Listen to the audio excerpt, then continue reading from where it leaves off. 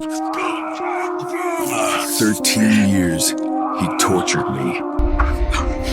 Something feels different. I don't know if I can ever forgive myself for what I have done, for what I have become. You want revenge? Damn right I do! He's gonna pay for what he made me become. What the fuck is happening to me?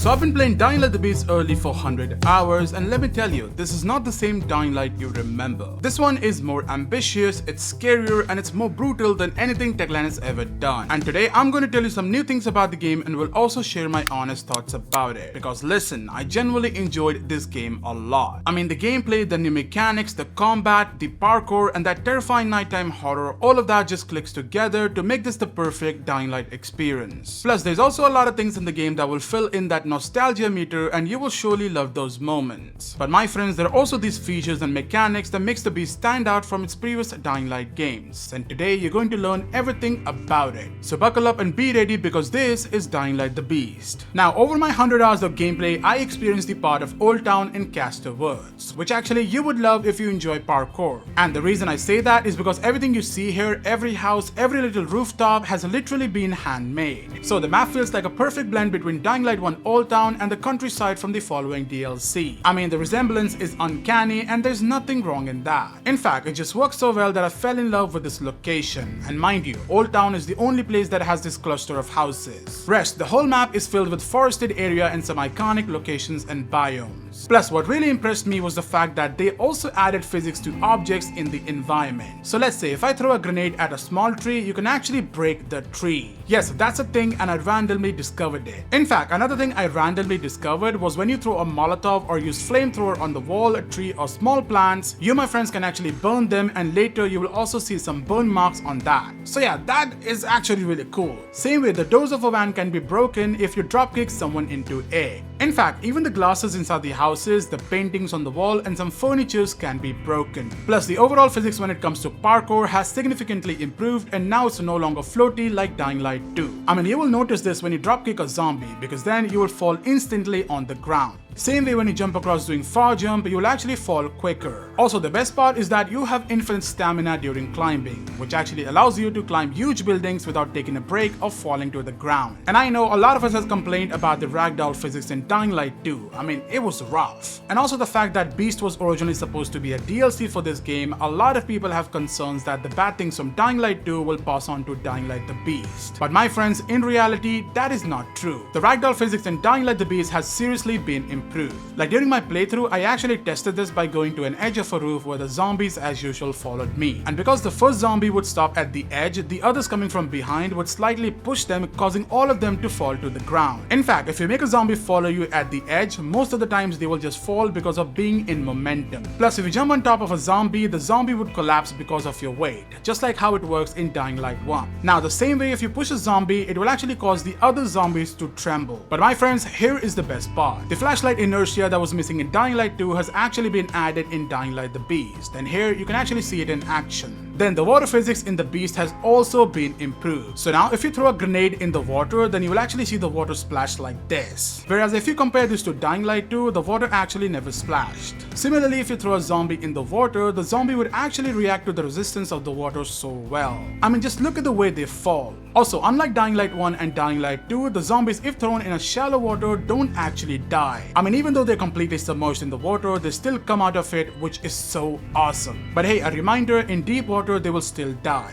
Also, talking about the deep water, you actually got fishes this time in the water, something that was actually missing from both Dying Light games. Now, another cool thing I noticed was the dead bodies of the zombies will actually float above the water after a few minutes. And I don't know what to say, but that, my friends, is so realistic. Techland did an amazing job with this game. But hey, hold on, because that's just the beginning and there are more things added in the game. Like, I'm talking about the dynamic day and night cycle, which is available in Dying Light 1 but was missing in Dying Light 2. And this, my friends, is actually actually a big deal because of how it changes the way the lighting works across the map. Like for example, in the Beast, you will actually see the sun move during the sunrise and sunset. And yes, depending on the position of the sun, the lighting and the shadow changes just like how it works in real life. So yeah, from day to night, the whole vibe would change. Now Dying Light 1 had the same thing but far more superior, because in that you will actually see the sunrise in the east and set in the west, all in real time. So yeah, that is actually the most realistic version of day and night cycle. But what about Dying Light the Beast? Well, in this, the sun would actually move for a few minutes and then it will stop, and then it will take a break, and then it will move a little bit more after a few minutes. This, my friends, isn't bad in any way, because Dying Light 2 on the other hand never had a moving sun. Honestly, it was just light shows, meaning the sky textures would change when the transition from day to night happens, and that was so bad. But hey, I'm glad the dynamic day and night cycle has returned in Dying Light the Beast. So yeah, because of this, the whole world during the day feels alive, and during the night, the infected lurking in the shadows makes it even scarier than ever. In fact, the nighttime is pitch black, and without a flashlight, you will struggle to walk around the map. In fact, during certain weather changes, the night becomes so dark that unless you spam Survivor Sense or use a flashlight, you, my friend, are not going anywhere. Now, in that very situation, imagine some special infected. Yeah, you already know things are not going to end well. That's why surviving a world full of infected is tough, but so is running a business in real world. But that's where today's sponsor, Waleedoo, comes in. The all-in-one business management platform designed to simplify your business operations. And with the help of Waleedoo's invoice app, you can create and manage your invoices in seconds. Simply select the customers, pick your products or services, and set the payment terms, and boom, your invoice is ready to go. After this, you can send the invoice straight from the system by email. And talking about the payments, well, it's fully automated. All you have to do is connect your bank account directly to Waleedoo, where it tracks payments automatically, updates payment statuses, and even due dates. Plus, for your customers, Waleedoo makes it super easy for them to pay you online easily. So whether Stripe, PayPal, Ingenico, etc., Waleedoo's got you covered. In fact, Waleedoo even supports PayPal invoicing for people living in Europe. So if electronic invoicing is needed, you can just activate PayPal with a single click and update your information to send an invoice via PayPal. You can also track the invoice status from the platform, and you will know what's paid and what's pending. So no need to follow up with people. So if you want fast, easy, and effective invoicing, then Waleedoo's invoicing is the perfect solution. Oh, and did I tell you that your first Waleedoo app is completely free forever, including unlimited hosting and support? Just click on the link in the description or from the pinned comment to start today. Now, let's get back to Dying Light the Beast and talk about the things I noticed during the night time. Things like special encounters where you actually see a red flare with Banshee near a dead body. This, my friends, is actually very similar to the encounters we have in Dying Light 2, where a volatile tyrant would spawn with a red flare around it. Plus, just like every other Dying Light game, here you can also come across bolters during the night. But a very interesting thing I noticed spawn during the night are volatile nests. So yes, people that saw my live stream will remember what I'm talking about, because during the day, this location looks like a freaker nest from Days Gone. So what I did is I came back to the same location during the night, and turns out a volatile nest will spawn in this very location. So that, my friends, is pretty cool, because I've actually seen more nests around the map. But hold on, let me show you something really crazy. This, my friends, is what using the grappling hook looks like in Dying Light the Beast, specifically during the Beast mode. Also, the footage you see here was shared by a viewer of mine named Noob Master, so shout out to him. But hey, just look at how cool this skill really is. I mean, this actually looks like a mix between Dying Light 1 and Dying Light 2 grappling hook. And also, by using this, you can not only reach greater heights, but also pull yourself towards literally anything, even the trees. So yeah, without a doubt, the Beast skills is something everyone is going to enjoy a lot, especially with moves like ground pound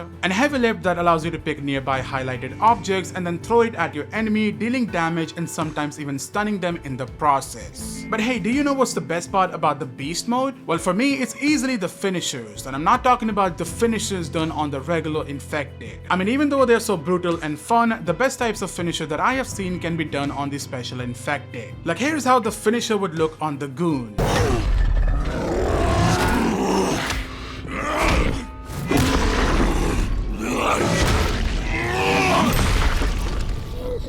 Then this is what the finisher looks like on volatiles.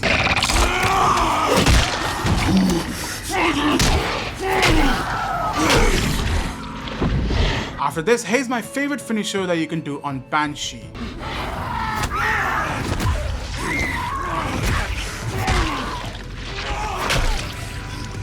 And I'm sure you've already seen how this works on Demolisher.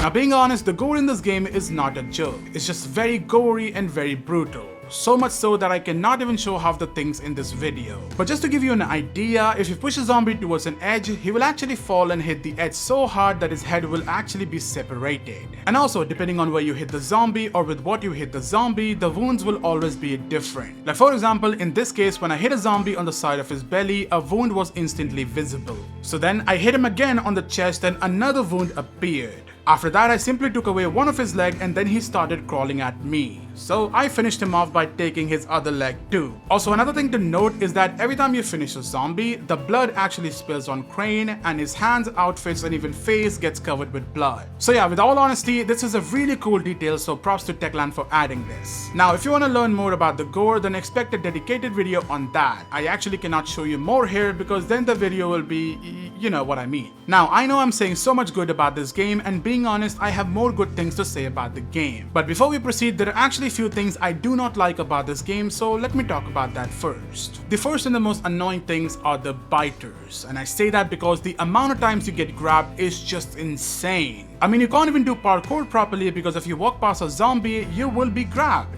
Now, if you still didn't learn your lesson and you try to fight a horde of zombies, then you, my friend, will surely be grabbed, but many times. I mean, it's just very annoying because we have faced a similar issue in Dying Light 2 and that was fixed by the developers, so I'm not really sure why it's back in Dying Light the Beast. Now, my friends, if you've played Dying Light games before, then you would know that pointing a gun at a human NPC would make them surrender to you. Like, if you're pointing a gun, they will not attack you and most likely will put their hands up. But for some reason, in Dying Light the Beast, they do not care if I have a gun with me. I mean, even though I point a gun at them, shoot some of their friends, they just don't care. Like, there's literally no reaction from them. So, being honest, I'm hoping that it's just a bug and it gets fixed in the final version. But my friends, if it's not a bug, then it's a big problem. Now, other than that, the human AI also have some new animations for dodging and parry. In fact, the human enemies would also throw grenades at you, which is something I really liked. And being honest, I just hope there are some enemies with guns too, because I never saw anyone holding a gun during my demo playthrough. Anyways, as we all know, Dying Light games have always been known for its parkour and zombies. And yes, parkour has always been the highlight of this game, and not gonna lie, the parkour in Dying Light the Beast is actually really good.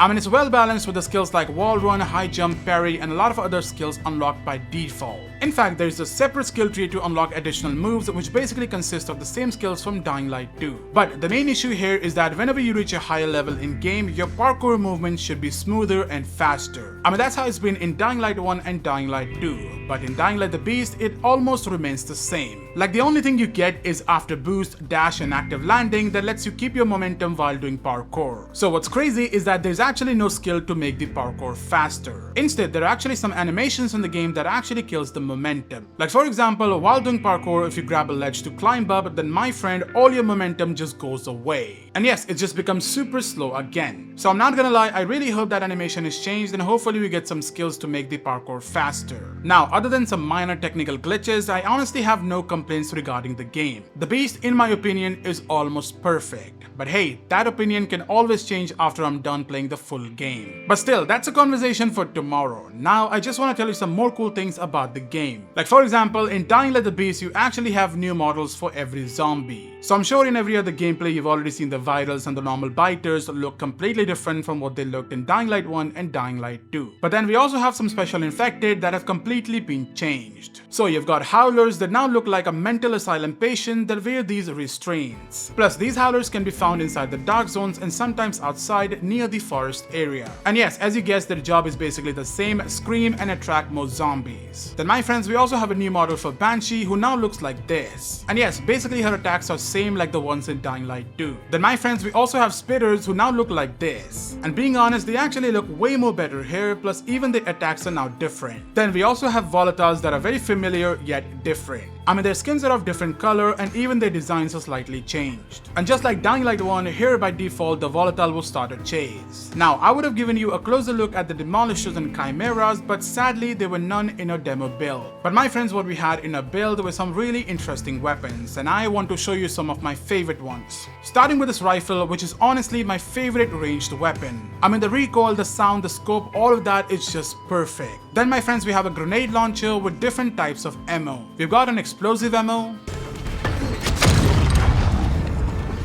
We've got fire ammo.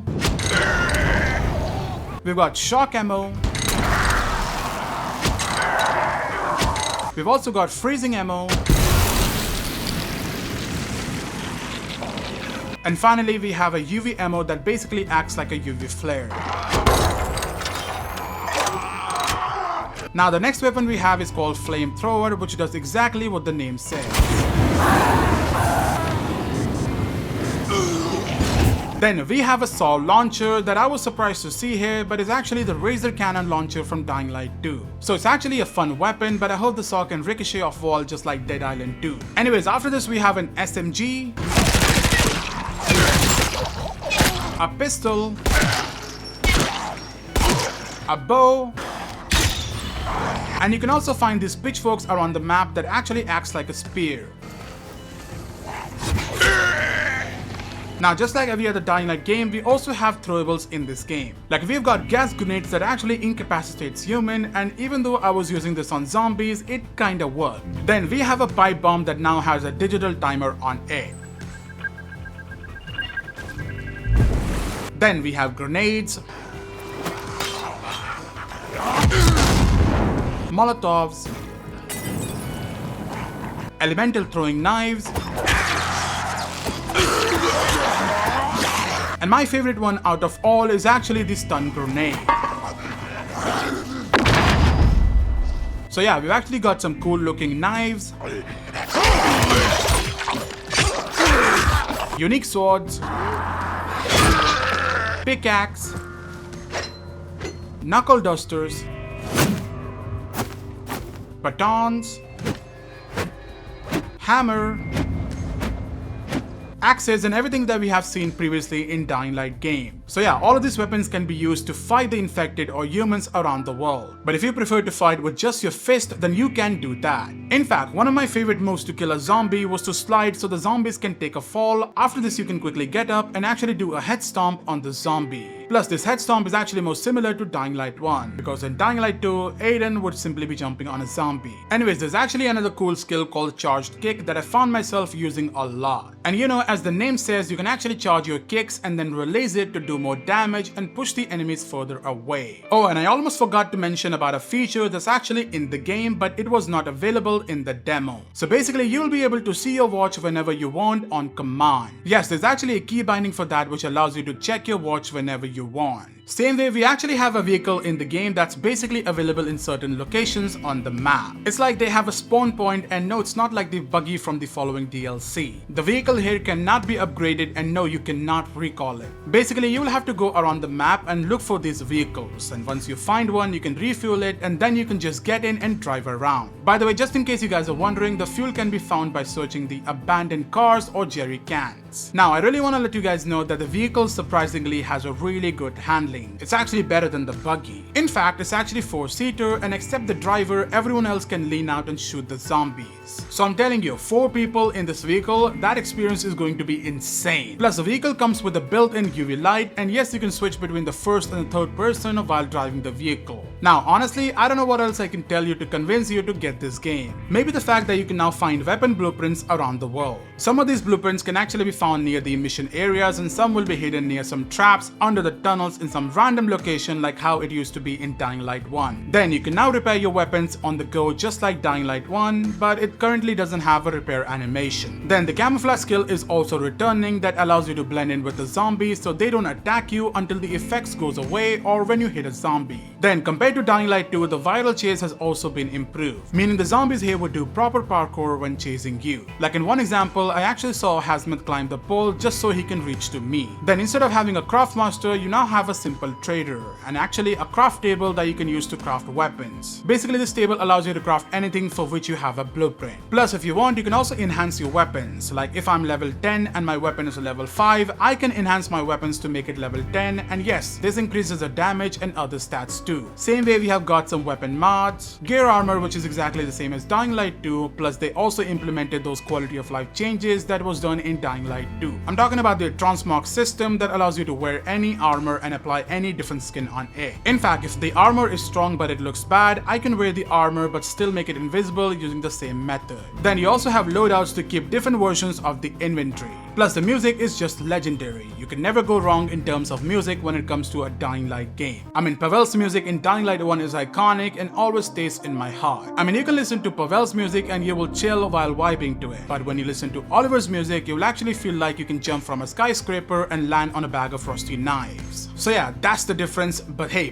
both are legends. And finally, the performance of this game is not bad. I actually have a very decent gaming setup and this game runs very well on my system. In fact, I use a DLSS quality to record the majority of the clips in this video. And also with that settings, I was easily getting 100 plus FPS with my RTX 3060 Ti. But do remember, I was playing a demo build, so the final version can always have different performance. Also be aware of this, whenever it rains, the frame would actually drop below 100 and it can reach 80 to 90 during a rain. Seriously, I only saw the rain once and my system was going crazy. But without the rain, it actually ran really well. But hey, there's also a sad news because while I was playing Dying Light the Beast non-stop, I actually busted my GPU. So yeah, without my graphics card, the video that you're watching right now took me days to make because, well, I don't have a GPU. And to render this video, it took me 20 hours. Whereas typically, it would take me about 10 to 20 minutes to render a video. So yeah, all I want you guys to do is like this video and pray that I get a new GPU before the launch. Now it's time for my honest thoughts about Dying Light the Beast. Firstly, I genuinely enjoyed every second of this game. I actually had fun doing parkour, I loved the jump scares during the night, I became a fan of the beast mode, and one thing I saw myself doing a lot was exploring the world. I mean, after Dying Light 1, I rarely ever did that, so that's a good thing for the Beast. Also, the Beast is almost nailing everything that we want to see in a perfect Dying Light game. Still, there are things that Techland needs to improve, and I personally have shared some feedbacks with them, so I hope with the day 1 patch, all of these issues are gone. In fact, I still need to play the final version of the game and complete it multiple times to give you my final review. But from what I've experienced in this demo, I strongly recommend this game. And my friends, if you're a fan of Dying Light or just love survival, horror or parkour, then this is absolutely a must play. And trust me when I say this, if this demo is anything to go by, the full release is going to be something special. So yeah, that's my take on Dying Light the Beast. Let me know in the comments what you guys are most excited for, and I'll be back with the full review once the final game drops. And until then, my friends, look forward to some in-depth videos talking about different features of this game. And yeah, good night and good luck.